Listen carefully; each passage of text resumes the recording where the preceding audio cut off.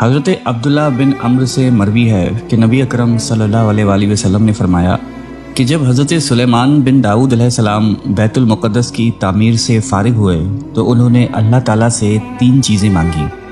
پہلی یہ کہ میں جو فیصلہ کروں وہ تیرے فیصلے کے مطابق ہو، دوسری یہ کہ مجھے ایک ایسی حکومت دے کہ میرے بعد پھر ویسی حکومت کسی کو نہ ملے، اور تیسری یہ کہ جو کوئی اس مسجد میں صرف نماز ادا کرنے کے ارادے سے آئے وہ اپنے گناہوں سے ایسا پاک ہو جائے جیسے اس دن تھا جب اس کی ماں نے اسے جنا تھا۔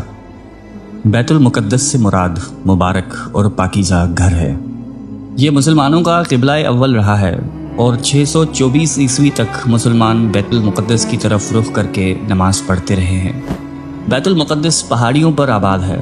انہی پہاڑی سلسلوں میں سے ایک پہاڑی کا نام کوہ سیہون ہے، جن کے نام پر یہودیوں کی عالمی تنظیم تحریک صہیونیت قائم کی گئی۔ سب سے پہلے حضرت یعقوب نے وحی الہی کے مطابق مسجد بیت المقدس کی بنیاد رکھی۔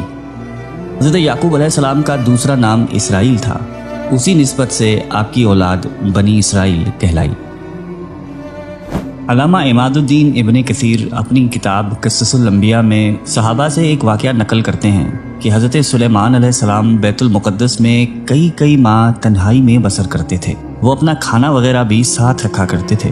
آپ علیہ السلام کی وفات کے آثار اس طرح شروع ہوئے کہ صبح جب اٹھتے تو بیت المقدس میں کوئی پودا لگا ہوتا۔ آپ علیہ السلام اس سے پوچھتے کہ تیرا نام کیا ہے؟ وہ بتا دیتا۔ پھر سوال کرتے تو صرف درخت ہے یا کسی دوا کے لیے اگایا گیا ہے؟ عرض کرتا کہ فلاں دوا کے لیے، تو آپ علیہ السلام اسے اسی دوا میں استعمال کروا لیتے۔ ایک مرتبہ آپ علیہ السلام نے ایک نیا پودا لگا دیکھا تو اس سے پوچھا کہ تیرا نام کیا ہے؟ پودے نے عرض کی کہ خرابی اور ویرانی، میرے اگنے سے اب اس گھر کی ویرانی ہے۔ پھر آپ علیہ السلام نے پوچھا کہ کس گھر کی؟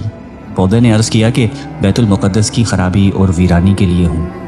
آپ علیہ السلام نے فرمایا کہ یہ کیسے ہو سکتا ہے کہ میں ابھی زندہ ہوں اور اللہ پاک اس بیت المقدس کو ویران فرما دے؟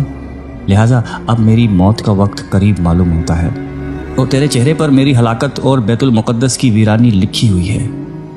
پھر آپ علیہ السلام نے اس پودے کو اکھاڑ کر اپنے ایک باغ میں لگا دیا۔ پھر محراب میں داخل ہوئے اور اپنے عصے کے ساتھ ٹیک لگا کر نماز پڑھنے لگے اور اسی حالت میں وفات پا گئے۔ شیاطین جنات کو آپ علیہ السلام کی وفات کا علم ہی نہیں ہو سکا۔ حضرت سلیمان علیہ السلام کی وفات کا تذکرہ قرآن کریم میں اللہ تعالیٰ نے یوں فرمایا ہے کہ پھر جب ہم نے سلیمان علیہ السلام پر اجل کا حکم صادر فرمایا تو ان جنات کو ان کی وفات پر کسی نے آگہی نہ دی سوائے زمین کی دیمک کے، جو ان کے عصے کو کھاتی رہی۔ پھر جب آپ علیہ السلام کا جسم زمین پر آ گیا تو جنات پر ظاہر ہو گیا کہ اگر وہ غیب جانتے تو اس ذلت انگیز عذاب میں نہ پڑے رہتے۔ مفسرین لکھتے ہیں کہ حضرت سلیمان علیہ السلام کی زندگی ہی میں بنی اسرائیل میں یہ خود ساختہ گمراہی شروع ہو گئی تھی کہ نعوذ باللہ حضرت سلیمان علیہ السلام کا سکھایا ہوا علم سحر ہے، اور نعوذ باللہ حضرت سلیمان علیہ السلام اس جادو ہی کی وجہ سے اتنی بڑی حکومت کے مالک تھے۔ قرآن مجید نے بنی اسرائیل کے لگائے ہوئے اس بہتان کی مدلل تردید کی اور حضرت سلیمان علیہ السلام کے پیغمبرانہ عظمت کو نمایاں اور روشن کرتے ہوئے بتایا کہ حضرت سلیمان علیہ السلام کا دامن جادو کی نجاست سے پاک ہے۔ اس کے ساتھ ہی بنی اسرائیل نے یہ کہنا شروع کر دیا تھا کہ جنات علم غیب جانتے ہیں۔ چنانچہ جب حضرت سلیمان علیہ السلام کو اس کا علم ہوا تو انہوں نے شیاطین کے ان تمام نوشتوں کو حاصل کر کے اپنے تخت کے نیچے دفن کر دیا تاکہ جن و انس میں سے کسی کو بھی وہاں تک پہنچنے کی جرت نہ ہو سکے، اور ساتھ ہی یہ فرمان جاری کر دیا کہ جو شخص سحر کرے گا یا جنات کے متعلق علم غیب کا عقیدہ رکھے گا تو اسے اس جرم میں قتل کر دیا جائے گا۔ لیکن جب حضرت سلیمان علیہ السلام کا انتقال ہو گیا تو شیاطین نے اس مدفون ذخیرے کو نکال لیا اور بنی اسرائیل میں یہ خود ساختہ عقیدہ عام کر دیا کہ نعوذ باللہ جادو کا یہ علم حضرت سلیمان علیہ السلام کا علم ہے اور وہ اسی سے جن و انس اور ہوا پر حکومت کرتے تھے۔ اس طرح ان شیاطین نے جادو کو پھر بنی اسرائیل میں رائج کر دیا۔ مولانا احمد رضا خان بریلوی کنز الایمان میں بیان فرماتے ہیں کہ حضرت سلیمان علیہ السلام نے بارگاہ خداوندی میں یہ دعا مانگی تھی کہ ان کی وفات کا حال جنات پر ظاہر نہ ہو، تاکہ انسانوں کو معلوم ہو جائے کہ جن غیب نہیں جانتے۔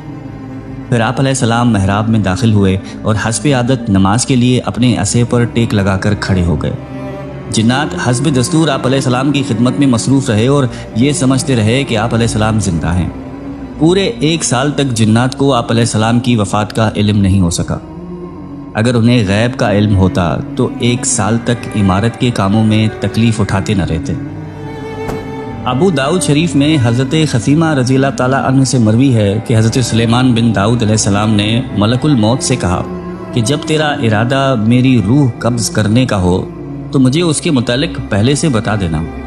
ملک الموت نے کہا کہ ایسا نہیں ہو سکتا کہ میں آپ کو اس سے آگاہ کر سکوں، کیونکہ جب موت کا دن آ جاتا ہے تو مجھے کتاب دی جاتی ہے جس میں مرنے والوں کے نام درج ہوتے ہیں۔ دراصل ملک الموت کسی کی موت کا وقت پہلے سے نہیں جانتا جب تک کہ اسے حکم نہ دیا جائے کہ فلاں کی روح قبض کر لو۔ حضرت عبد الرحمن بن زید رضی اللہ تعالیٰ عنہ سے مروی ہے کہ حضرت سلیمان کے پاس ملک الموت آئے اور کہا کہ مجھے آپ کی روح قبض کرنے کا حکم ملا ہے۔ اب آپ علیہ السلام کے پاس چند گھڑیاں ہیں۔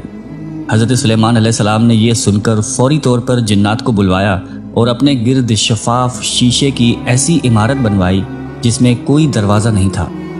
پھر آپ اپنے عصے سے ٹیک لگا کر نماز میں مشغول ہو گئے۔ اتنے میں وقت مقرر پر ملک الموت داخل ہوئے اور روح قبض کر لی۔ شیاطین آپ کو دیکھتے کہ عبادت میں مصروف ہیں اور کام پر لگے رہتے۔ پھر اللہ نے گھن لگانے والے کیڑے کو بھیجا جو لاٹھی کو کھاتا رہا حتیٰ کہ اندر سے وہ کھوکھلی ہو گئی اور حضرت سلیمان کا بوجھ نہ سنبھال سکی اور وہ گر گئے۔ ایک شیطان ہمت کر کے کسی طرح اندر داخل ہوا اور آپ علیہ السلام کو اس حال میں دیکھا تو فوراً باہر نکلا اور سب کو خبر دی کہ حضرت سلیمان علیہ السلام تو کب کے وفات پا چکے ہیں۔ لوگوں نے دیکھا کہ لاٹھی کو زمینی کیڑا یعنی گھن لگ گیا ہے، لیکن اب یہ پتہ نہیں لگ رہا کہ وفات کو کتنا عرصہ ہو چکا ہے، لہٰذا انہوں نے زمینی کیڑے یعنی دیمک کو ایک دوسری لاٹھی پر رکھا جو دن رات اس کے کچھ حصے کو کھاتا رہا۔ اس حساب سے پتہ چلا کہ آپ علیہ السلام 1 سال پہلے وفات پا چکے تھے۔ آپ علیہ السلام کی بادشاہت 40 سال تک رہی اور 53 سال کی عمر میں آپ کا انتقال ہوا۔ اللہ تعالیٰ مجھے اور آپ کو قلب سلیم عطا فرمائے۔